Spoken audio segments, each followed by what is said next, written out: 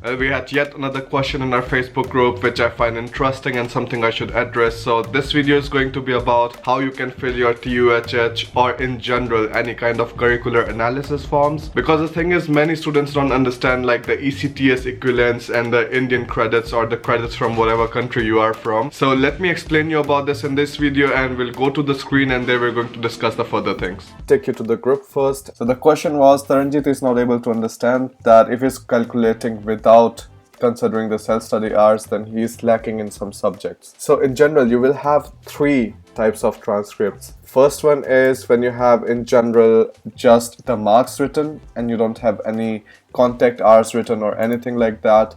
The second is going to be like this is from VTU, where you also have the number of contact hours defined, and the self-study hours you can like somehow manipulate yourself. I will show you how. And the third type of transcript is going to be where they have actually mentioned the credits already. So there are no contact hours, there is nothing like that, there is directly credits in the transcript. So I will tell you step by step how you can fill out the ECTS form for these three transcripts. So let me tell you how the ECTS form actually looks like for TUHH. And it is in general the same for every other university too, like there wouldn't be major variation. So this screenshot is from a personal session I took on the website. Here I was talking about how you can fill out the ECTS form. On the first column you have the subjects that you will have to show the ECTS equivalence for. First is analysis, for example Taylor series, Fourier analysis, blah blah blah. You will read all that here. Then on the second column you have the required ECTS, how many ECTS you need to achieve.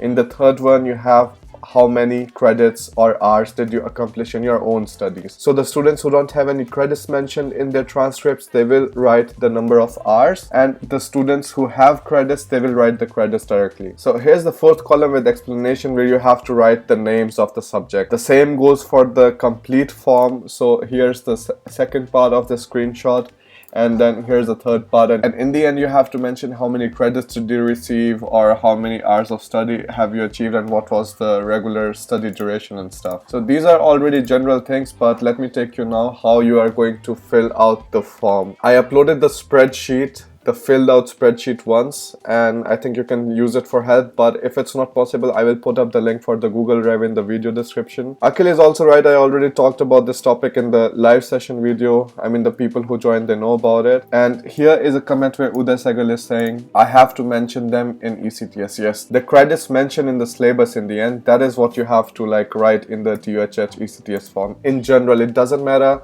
it's just not for TUHH, it's also for TUM, TUHS, and wherever you have to fill out a curricular analysis form.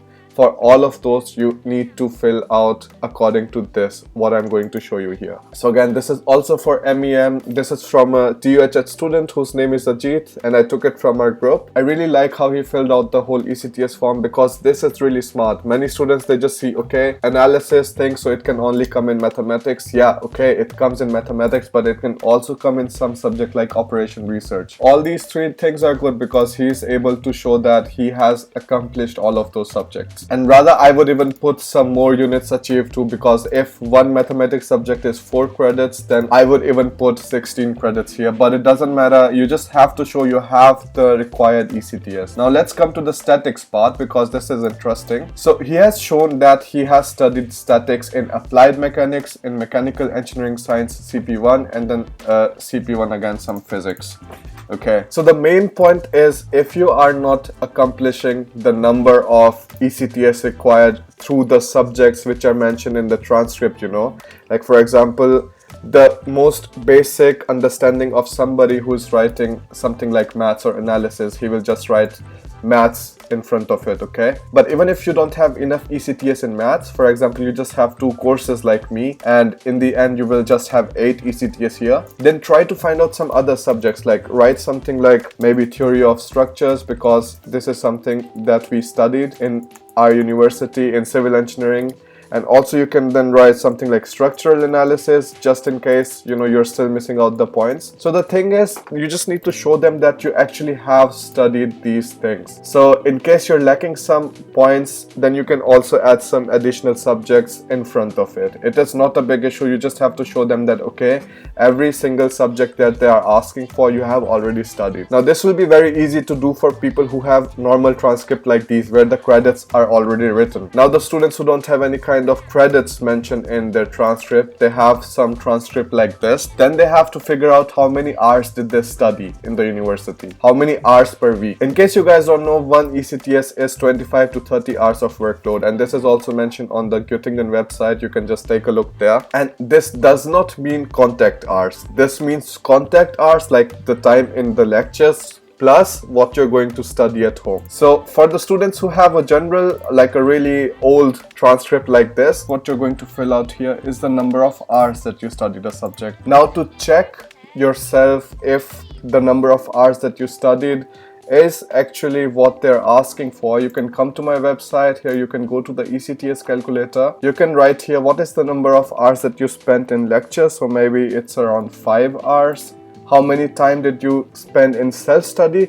Now again, this can vary from person to person, right? But in general, you have to show it in your university's curriculum too, because sometimes it's written that a student is expected to spend the same amount of hours in self-study as in the lecture. So we will put 5 here, and then if you say the number of weeks in semester, let's say 20, and one ECTS is equivalent to 30 hours, like we've already talked about in the Göttingen thing, that makes the ECTS for one subject somewhere around equivalent to 6.67 or like 7 credits, somewhere around that. The formula for this is very simple because ECTS actually talks about the workload and not about the contact hours. That means it is lecture time plus self-study time.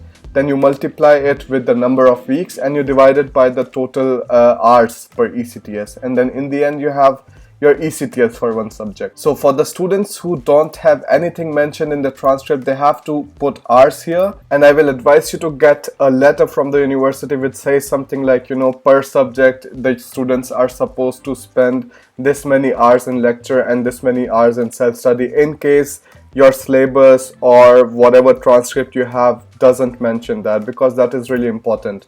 Otherwise it is hard for them to believe. But like self-study hours is still somewhat manipulatable, so you can just put it more or less as you like. But for example, university transcripts like from the one in VTU, there you will already get in writing how many hours you're spending in lectures. So then you should try to find some other document too, like your university ordinance, where it's written that a student is expected to spend maybe 8 hours like in self-study time or something like that, so that in case they ask, you have something to prove.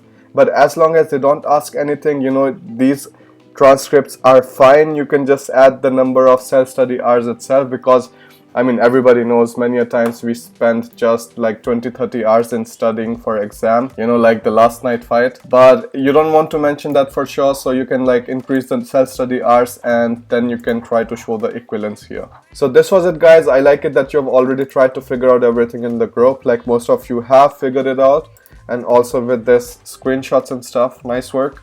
Because this is true, like this is the number of credits that you have to use in the ECTS form. But I wanted to make this video so that we have a proper documentation for it, and in case any of you have questions again about this topic, you can just share this video and let the other guys know about it. Keep helping each other out. Like the whole process of applying to German universities is really not that difficult, and in case you have any question and stuff, you can just write it in the Facebook group. Thank you, Akil, for posting this link. I've already discussed here the ECTS thing, so if anybody's curious, you can also check the live session out.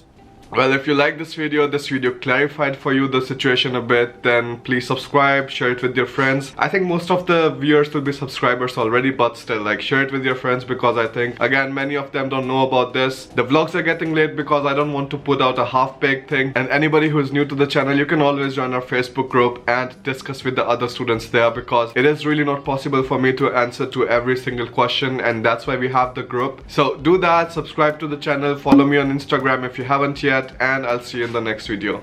Bye.